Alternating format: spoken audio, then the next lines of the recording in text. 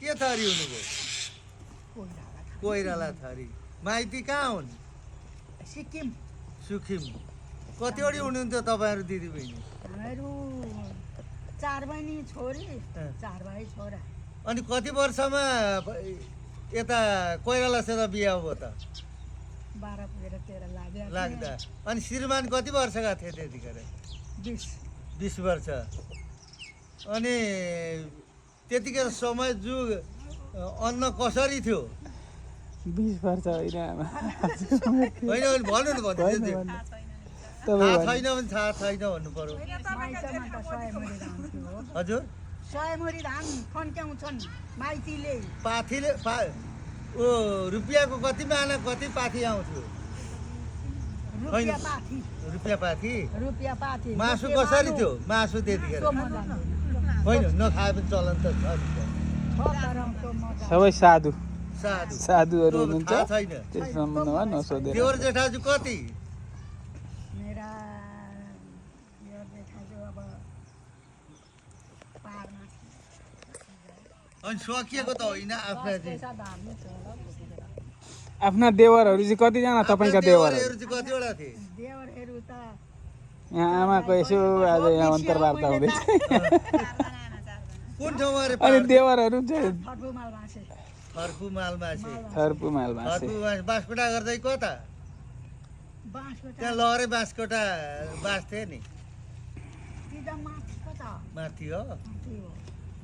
हामीहरू त अब माल भाँसे फर्बु माल भाँसे याङवरक 4 नम्बर घिम्रेको घर छ नि खोइ कता कता पुगेको थियो त्यो घिम्रेका घर ओरतिर हाम्रो घर के भन्दा चिन्छन् हामीलाई भनिहाल्नु न अनि पो अनि के भन्दा चाहिँ चिन्छन् अरे होइन हौ तपाईँ हामीलाई के भन्दा चिन्छन् सिरबारी भन्नु न बारी कोइराला भन्दा चिन्छन् ए बाटामाथि पनि छन् नि कोइराला अझै पनि छन् होला मात्रै ए त्यसो हुँदाखेरि यहाँ यसो इन्टरभ्यू हुँदैछ यहाँ आमै खसिन् नि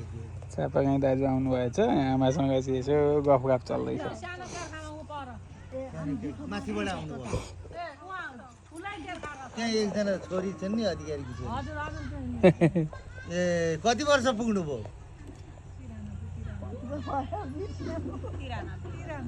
93 भन्छन् नि त यिनीहरू यी छोरी बुहारी 93 हो ए यो ठाउँ कुन ठाउँ हो केर्खा वार्ड नम्बर कति हो थाहा छैन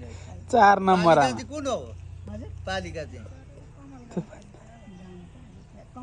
कमल हो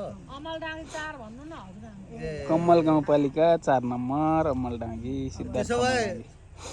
बुहारीहरूले छोराहरूले राम्रै गरेका छन्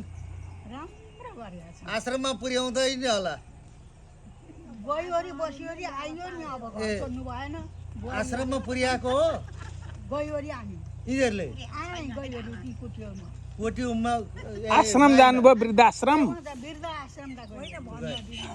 वृद्धाश्रम गएर बस्नुभयो र कुटीमा चाहिँ गएर बस्यो भन्नु न साधु सन्त कुटीमा आमाले त्यसो भन्नुभयो अनि नाति कति छन् छोरा कति कति पो भन्नुभयो जम्मा मोटामोटी भनिदिनुहोस् न मेरा मात्रै कि सबैका तपाईँका बुढाका चाहिँ सबै गुणका सबै गुणका 3 गुणकै भन्दिनु 3 गुणका तिनै गुणका अब मोटामोटी भनिदिनुहोस् न होइन 1 दर्जन भन्नु 1 दर्जन 70 जना पुगे मेरा 4 भाइ छोरा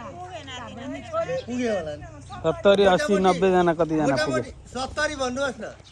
70 नाति पनाति नाति पनाति जनाति भनौँ न लगभग तोरी फुले जतिकै फुलेछन् देखियो जानियो धन्यवाद म तारी